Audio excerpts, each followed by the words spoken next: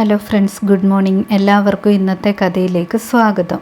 ഇന്നത്തെ കഥയിൽ രൂപ കല്യാണിയോട് പന്തയം വെച്ചതിന് ശേഷം സരയുൻ്റെ വീട്ടിലേക്ക് ചെല്ലുന്നു. സരയുവാണെങ്കിൽ രൂപയോട് പറയുകയാണ്, കമ്പനിയുടെ പേരൊക്കെ മാറ്റിയത് ആൻറ്റി കണ്ടോ എന്ന്. രൂപയപ്പോൾ ഞാൻ കണ്ടിരുന്നുവെന്ന് പറയുന്നു.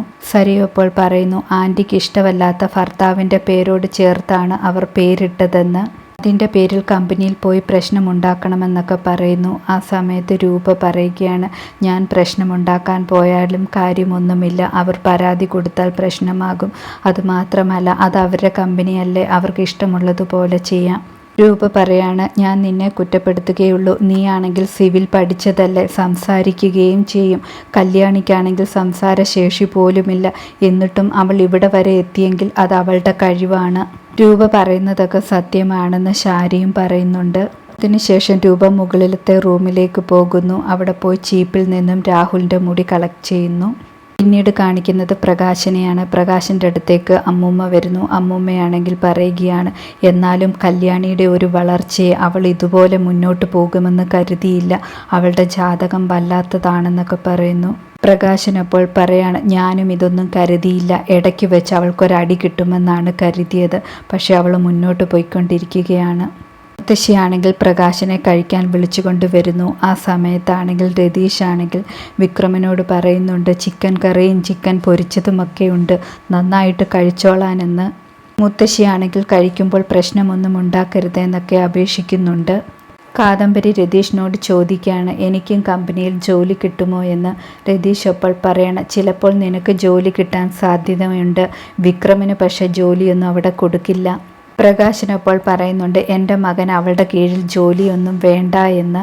രതീഷ് അപ്പോൾ പറയാണ്, കിരണിൻ്റെയും കല്യാണിയുടെയും ദയ കൊണ്ടാണ് ഇവിടെ ഇപ്പോൾ എല്ലാവരും ആഹാരം കഴിക്കുന്നത്. കാദംബരിയും അപ്പോൾ പറയുന്നുണ്ട്, കല്യാണിയാണെങ്കിൽ 10,000 രൂപ വരെ കൂട്ടി തന്നതാണെന്ന്. രതീഷ് പറയാണ്, എനിക്കാണെങ്കിൽ കിരണിനോടും കല്യാണിയോടും വിരോധമൊന്നുമില്ല. അവരെ ചിലപ്പോൾ ഞാൻ ഇങ്ങോട്ട് വിളിച്ചെന്നിരിക്കും. അതുപോലെ എൻ്റെ അമ്മായിയമ്മയും എൻ്റെ വീട്ടിലേക്ക് വിളിച്ചെന്നിരിക്കും. ഇത് ഞാൻ താമസിക്കുന്ന വീടാണ്, ഇവിടെ എനിക്ക് എന്ത് വേണമെങ്കിലും ചെയ്യാമെന്നൊക്കെ പറയുന്നു. വിക്രമനും മുത്തശ്ശിക്കും പ്രകാശനുമാണെങ്കിൽ എതിർത്തൊന്നും പറയാൻ പറ്റാതെ ഇരുന്ന് കഴിക്കുന്നു. പിന്നീട് കാണിക്കുന്നത് കിരണിനെയും കല്യാണിയുമാണ്. കിരൺ കല്യാണിയോട് ചോദിക്കുകയാണ്, എല്ലാ ആഗ്രഹങ്ങളും സാധിച്ചില്ലേ, ഇനി എന്തെങ്കിലും സാധിക്കാനുണ്ടോ എന്ന്.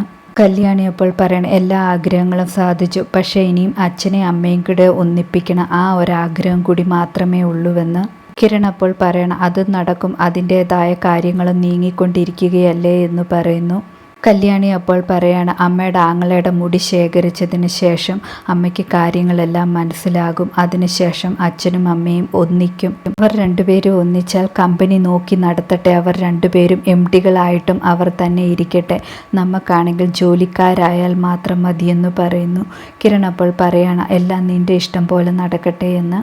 പിന്നീട് സരയു മനോഹറിനോട് പറയാണ്, എനിക്കാണെങ്കിൽ ഇവിടെ ജീവിച്ചിട്ട് മടുത്തു, നമുക്ക് അമേരിക്കയിൽ പോകാമെന്ന്.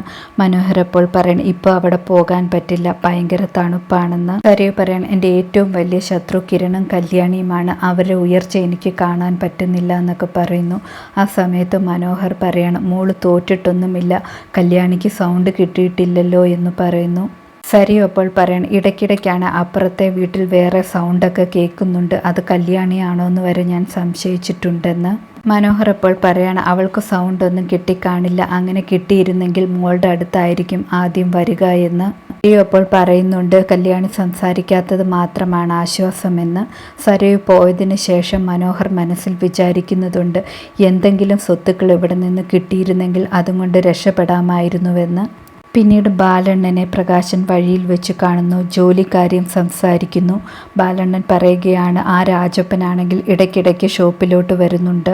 അതുമാത്രമല്ല, നിങ്ങൾക്ക് കുറച്ച് പൈസ കിട്ടുമെന്നറിഞ്ഞപ്പോൾ നിങ്ങളാണെങ്കിൽ എന്നെ വരെ വർക്ക്ഷോപ്പിലെ ജോലിക്കാരനാക്കാൻ ശ്രമിച്ചതാണ്. അതുകൊണ്ട് ഇനി എൻ്റെ വർക്ക്ഷോപ്പിൽ ജോലിയൊന്നും തരത്തില്ല. കല്യാണിയും കിരണുമൊക്കെ സന്തോഷമായിട്ട് ജീവിക്കുന്നുണ്ടെന്ന് പറയുന്നു. ആ സമയത്ത് പ്രകാശൻ പറയണം, അവർ കാരണമാണ് ഞങ്ങൾക്ക് ഇങ്ങനെയൊക്കെ ആയത്. പക്ഷേ അവരുടെ ജീവിതം അത്ര സന്തോഷമൊന്നുമല്ല, അവൾക്കാണെങ്കിൽ സൗണ്ടൊന്നും കിട്ടിയില്ലല്ലോ എന്ന് പറയാണ്. ബാലണ്ണൻ അപ്പോൾ പറയാണ്, ആര് പറഞ്ഞ് അവൾക്ക് സൗണ്ട് കിട്ടിയില്ല എന്ന്. ഇതോടെ ഇന്നത്തെ കഥ അവസാനിക്കുന്നു. പുതിയ കഥയുമായി വീണ്ടും കാണാം. താങ്ക്